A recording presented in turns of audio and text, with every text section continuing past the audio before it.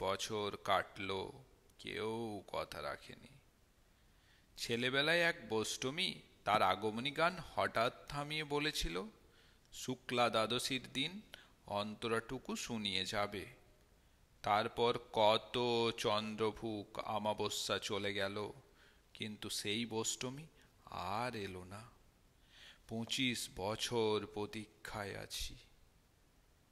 মামাবাড়ির মাঝি নাদের আলী বলেছিল, বড় হও দাদা ঠাকুর, তোমাকে আমি 3 প্রহরের বিল দেখাতে নিয়ে যাব, যেখানে পদ্ম ফুলের মাথায় সাপ আর ভ্রমর খেলা করে। নাদের আলী, আমি আর কত বড় হব? আমার মাথা এ ঘরের ছাদ ফুঁড়ে আকাশ স্পর্শ করলে তারপর তুমি আমায় 3 প্রহরের বিল দেখাবে? একটাও রয়্যাল গুলি কিনতে পারিনি কখনো। লাঠি লজেন্স দেখিয়ে দেখিয়ে চুষেছে লস্কর বাড়ির ছেলেরা। ভিখারিদের মতন চৌধুরীদের গেটে দাঁড়িয়ে দেখেছি ভেষরের রাস উৎসব। অবিরল রঙের ধারার মধ্যে সুবর্ণ কঙ্কন পরা ফর্সা রমণীরা কত রকম আমোদে হেসেছে। আমার দিকে তারা ফিরেও চায়নি। বাবা আমার কান ছুঁয়ে বলেছিল, দেখিস একদিন আমারও।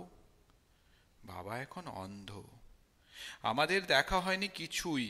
সেই রয়্যালগুলি, সেই লাঠি লজেন্স, সেই রাস উৎসব আমায় কেউ ফিরিয়ে দেবে না।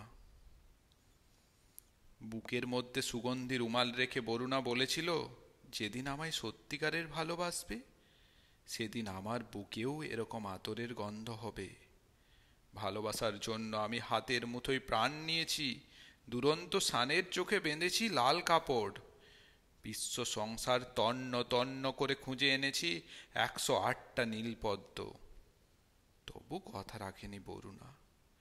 এখন তার বুকে শুধু মাংসের গন্ধ। এখনো সে যে কোনো নারী। কেউ কথা রাখেনি।